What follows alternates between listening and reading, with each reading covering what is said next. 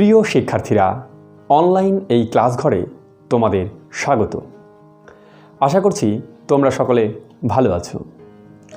আজকের ক্লাসের আলোচ্য বিষয় দ্বাদশ শ্রেণীর বাংলা টেক্সট বইয়ের মহুয়ার দেশ কবিতাটি।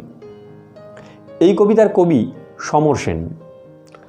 আমি যতদূর জানি কবি সমর সেন তোমাদের কাছে একেবারেই নতুন, কারণ তোমাদের পূর্ববর্তী ক্লাসগুলোতে সমর সেনের কোনো কবিতা পাঠ্য ছিল না। তো যাই হোক, কবি সমর সেন খুব বেশি দিন কাব্যচর্চা করেননি, কিন্তু অল্প সময়েই তিনি বাংলা কবিতায় এক স্বতন্ত্র এবং স্থায়ী আসন লাভ করেছেন। তিনি মাত্র 12 বছর কবিতা চর্চা করে আজও স্মরণীয় হয়ে আছেন। তার প্রথম কবিতার বই মানে প্রথম কাব্যগ্রন্থের নাম কয়েকটি কবিতা। বইটির প্রকাশকাল 1937 সাল। এই কয়েকটি কবিতা কাব্যগ্রন্থ থেকেই তোমাদের পাঠ্য মহুয়ার দেশ কবিতাটি নেওয়া হয়েছে। প্রথমে আমি কবিতাটি পাঠ করছি, তারপর আলোচনা করব।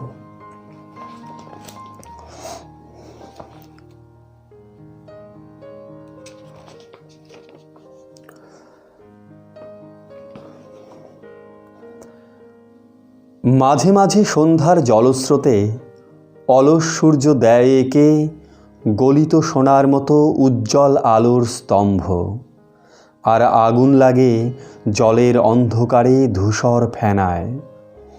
সেই উজ্জ্বল স্তব্ধতায় ধোয়ার বঙ্কিম নিঃশ্বাস ঘুরে ফিরে ঘরে আসে শীতের দুঃস্বপ্নের মতো। অনেক অনেক দূরে আছে মেঘমদির মহুয়ার দেশ।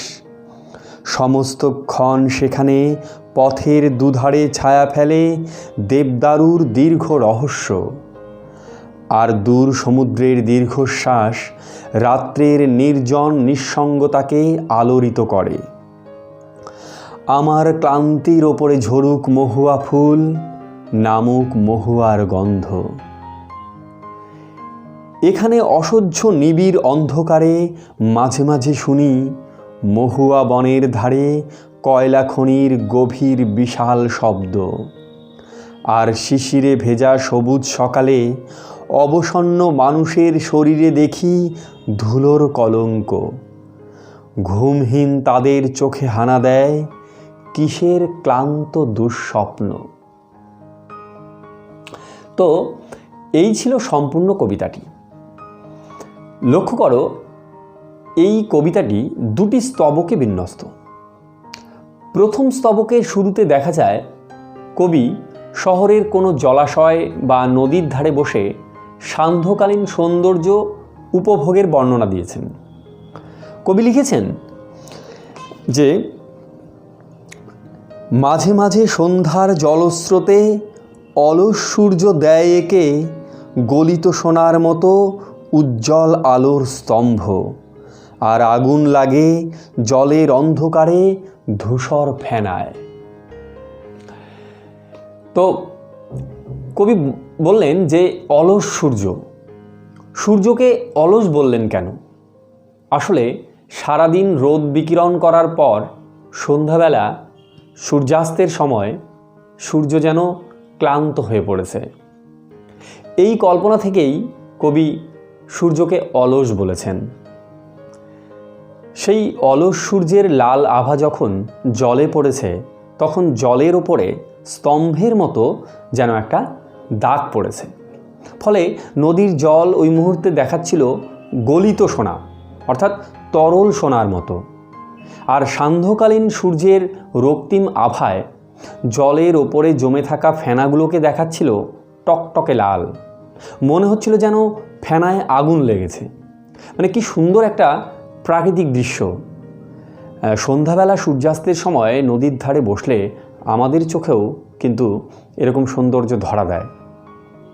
তা যাই হোক, কবির মনে সন্ধ্যার সেই সৌন্দর্য কিন্তু বেশিক্ষণ স্থায়ী হয় না। তাই পরের অংশে কবি লিখেছেন, সেই উজ্জ্বল স্তব্ধতায় ধোয়ার বঙ্কিম নিঃশ্বাস ঘুরে ফিরে ঘরে আসে শীতের দুঃস্বপ্নের মতো। অর্থাৎ ধোয়ার বঙ্কিম নিঃশ্বাস বঙ্কিম শব্দের অর্থ বাঁকা।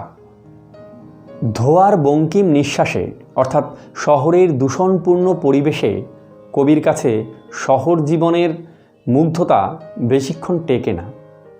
তার সন্ধ্যার প্রাকৃতিক সৌন্দর্য উপভোগের পথে বাধা হয়ে দাঁড়ায় কলকারখানার দূষিত ধোঁয়া।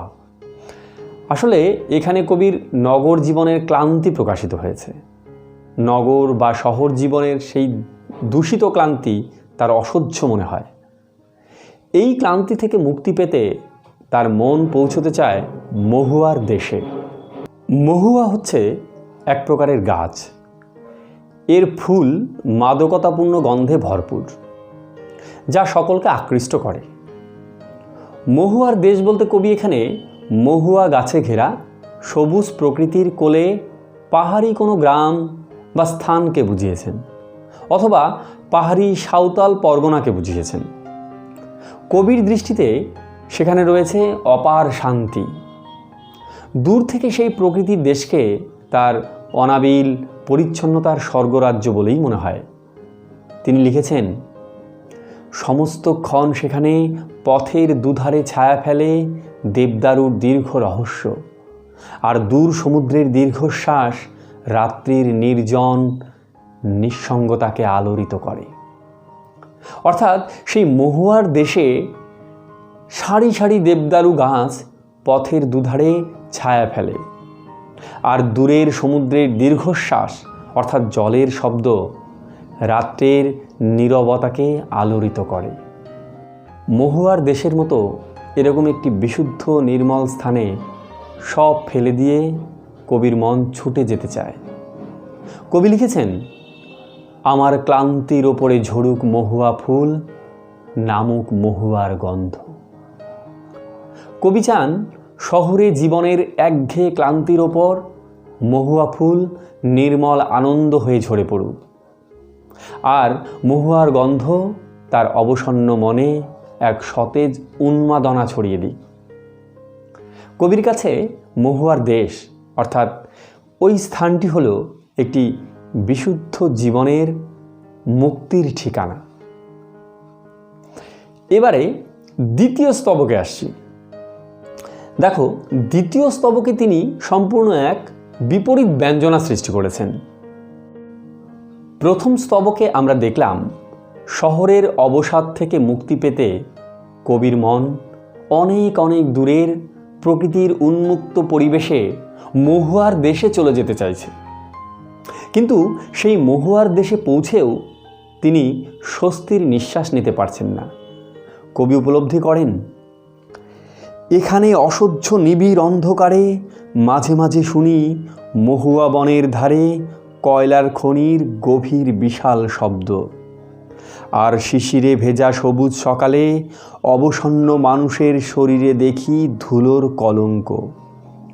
ঘুমহীন তাদের চোখে হানা দেয় কিসের ক্লান্ত দুঃস্বপ্ন। অর্থাৎ ধনতন্ত্রের ভয়াবহ থাবা মহুয়ার দেশকে বদলে দিয়েছে। শহরের শিল্পপতিরা সেখানে কয়লা খনি খননের কাজ করছে আর দূষিত করছে মহুয়া বনের নির্মলতাকে। যে মহুয়ার দেশের নির্জন মুহূর্তগুলি ভরিয়ে তুলত সমুদ্রের দীর্ঘশ্বাস, সেই দেশেই রাত্রির নিবিড় অন্ধকারে শোনা যায় কয়লা খনির আওয়াজ। কবি বুঝতে পারেন, জীবনযাপনের যে ক্লান্তি অবসাদ তা শুধু শহরেই সীমাবদ্ধ নেই, তা পৌঁছে গেছে মহুয়ার দেশের সাধারণ সহজ সরল মানুষগুলির মাঝেও। আর তাই মহুয়ার দেশের শিশির ভেজা সবুজ সকালেও সেখানকার মানুষের শরীরে দেখা যায় ধুলোর কলঙ্ক, অর্থাৎ সারা গা কয়লা খনিতে কাজ করার সেই ধুলো। আর সেখানকার রাত জাগা মানুষগুলির চোখে কবি দেখতে পারেন ক্লান্ত দুঃস্বপ্ন। মানুষগুলি স্বপ্ন হারিয়ে গেছে, তারাও ক্লান্ত অবসন্ন। মহুয়া গাছ পরিবৃত মহুয়ার দেশে আজ কয়লা খনির কাজ হচ্ছে, আর সেখানকার মানুষেরা রাত জেগে সেই খনিতে কাজ করছে। তারাও আজ অবসন্ন ক্লান্ত শহুরে মানুষগুলির মতো। অর্থাৎ বর্তমান পৃথিবীর ক্লান্তি, ক্ষয়, সংকট, বিপন্নতার হাত থেকে মহুয়ার দেশও মুক্তি পায় না। শহরের বিস্তার তথা নগরায়নের ছোঁয়ায় দূরের প্রকৃতি ঘেরা মহুয়ার দেশও যে হারিয়ে যাচ্ছে তা কবিকে ব্যথিত করে, কষ্ট দেয়। তো এই ছিল কবিতার বিষয়বস্তু। আশা করছি তোমরা অনেকটাই বুঝতে পেরেছ। তোমরা যদি কবিতার মূল বক্তব্য বুঝতে পারো তাহলে এই কবিতার ছোট বড় যে কোনো প্রশ্নের উত্তরগুলি বুঝতে বা মুখস্থ করতে পারবে, তোমাদের কোনো রকম অসুবিধা হবে না। এবারে এই কবিতা থেকে যে সকল প্রশ্ন উচ্চ মাধ্যমিক পরীক্ষার জন্য খুব গুরুত্বপূর্ণ তা এক নজরে দেখে নেওয়া যাক।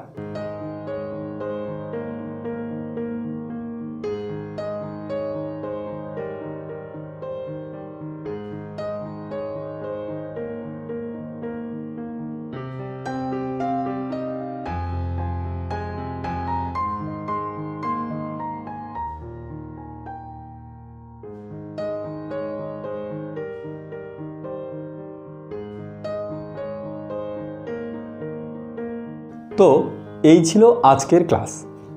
তোমাদের কোনো অসুবিধা থাকলে কমেন্ট করে জানাবে, ক্লাসটি কেমন লাগলো সেটাও জানাবে। আর পরবর্তী ক্লাসের জন্য চ্যানেলটি অবশ্যই সাবস্ক্রাইব করে রাখবে। ঠিক আছে, তো আজ এ পর্যন্তই। আবার দেখা হবে পরবর্তী ক্লাস ঘরে। সবাই ভালো থেকো।